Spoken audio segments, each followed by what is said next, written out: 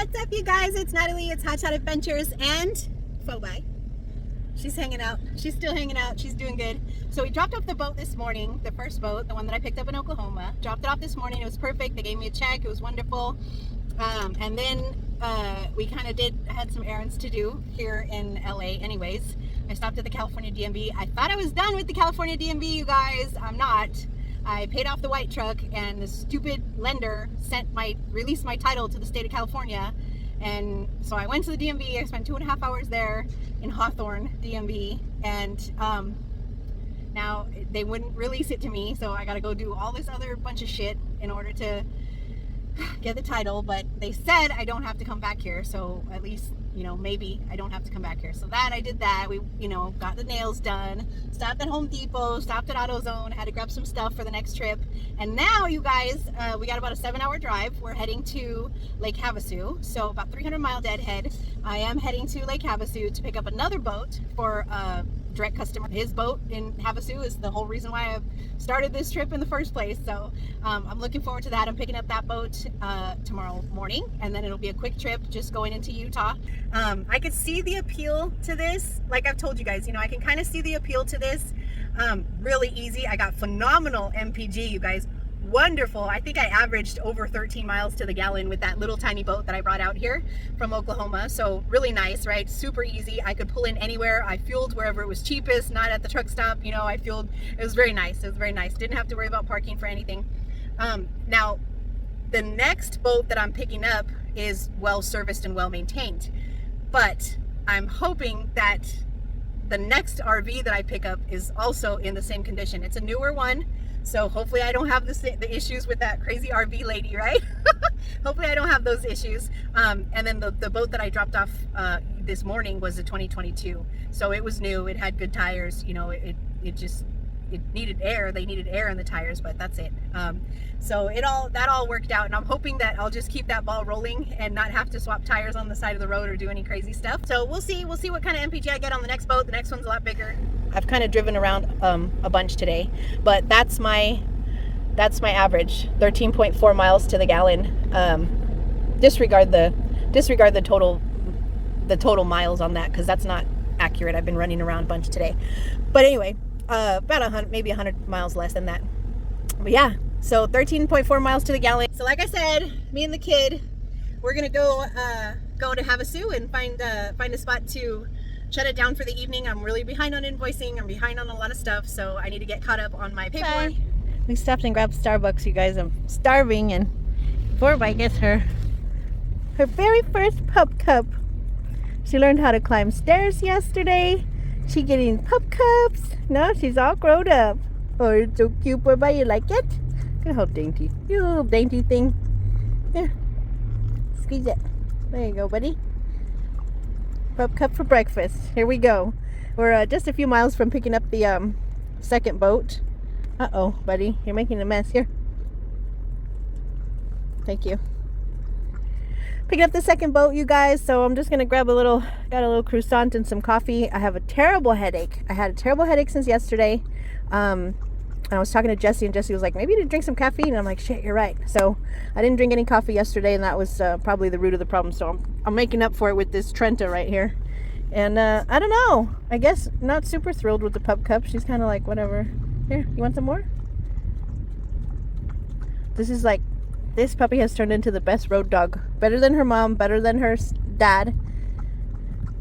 She's a good road dog. Hey, hauling all these boats, you guys, it reminds me of that. Was that Step Brothers?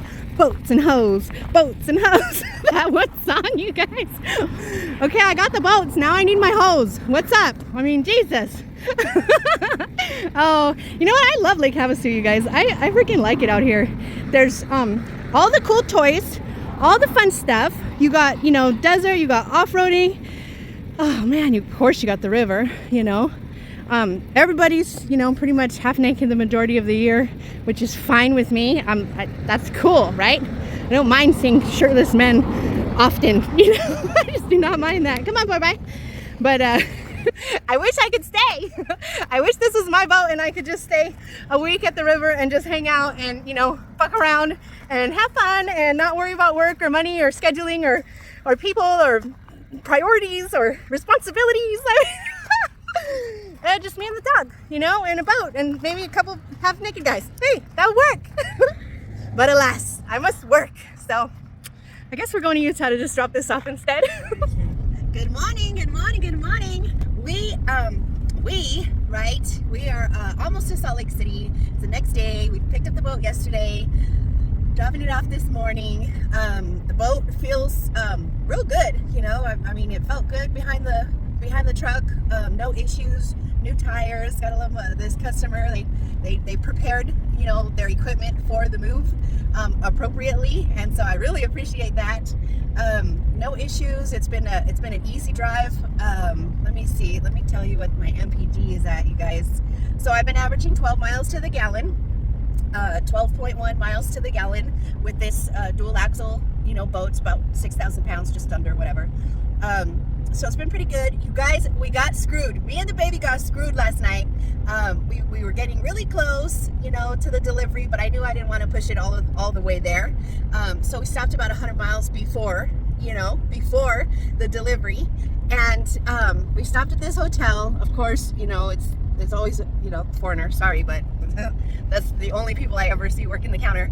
And, you know, it was supposed to be a $90 hotel, right? Which I'm okay with. And then he's like, oh, but you have a dog, you know? So I have to put you in the pet-friendly room. Well, the pet-friendly room is the freaking king suite, okay? Which does not look like, you know, okay? Not a very great hotel in the first place. And then, so he charged me $30. Basically what he charged me was $30 for the dog. You know, he put me in a bigger bed, but he charged me an extra $30 for the dog. So we got me and the baby. Say hi, baby. You know, we got whatever. That's what I get for not, you know, for not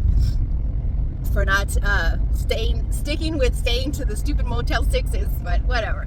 So let's go drop off this boat. We got about 45-minute drive from here, and we'll drop this puppy off and on to the next one. I will say this, you guys, it has been a beautiful drive. Utah is a beautiful state. Love this state. At one point I was even looking at properties here. Oops. I was even looking at properties here. It's absolutely gorgeous. And that's the one thing, you guys, of everything in California, moving from California to Texas, the only freaking thing that I miss about California is the mountains. That's it. But, you know, Texas don't really have no mountains. They got something called hill country, and one guy tried to tell me that there's like one mountain range down in southern Texas, which I'm probably never gonna go to southern Texas. So I was like, yeah, okay, that's great. You know, no, these are freaking, look at that, okay? And that's just a little hill on the side here, okay? They're everywhere. You can't see it that great on the video because they're kind of far away. You see it in person, they're just fantastic, phenomenal, just beautiful, just, God, I don't have the words. I don't have enough words in my vocabulary to express to you guys in words how these mountains make me feel. I run a transportation company. I could jump in this truck and take freaking loads to some mountains anywhere. And running this power only stuff is really cool. You just, hey, I'm gonna unload the boat here at 8 o'clock in the morning, right? 8:15, and then I got a 200-mile deadhead up into, it's just over the border into Idaho to pick up my next RV at noon. But I mean, I didn't have to schedule it like that. If I wanted to just hang out, you know, I could just drop this boat and go enjoy the weekends, you know, me and the dog and whatever. I don't know what they do here, what I could do, but I'm sure there's plenty of cool stuff, you know. But alas, I want to get home. I actually want to get home, so I booked them according to like turn and burn. Let's go. All right, there she is, dropped off, you guys. Let's take a look at the miles. And let me go here. 500 miles. I already got paid. It was COD. 12.2 miles to the gallon. And now I have a 200-mile deadhead to American Falls, Idaho. And that it's an RV. It's a bumper pool RV, you guys, and it goes to Texas. So I'm gonna go pick that up. We're gonna stop and fuel. Now that we're empty, we can fuel wherever we want, which is wonderful. And we're gonna go get some fuel and probably take the dog for a little, you know, walk, let her stretch her legs and stuff. And pick up this next one in a couple hours. I'll show you in a bit.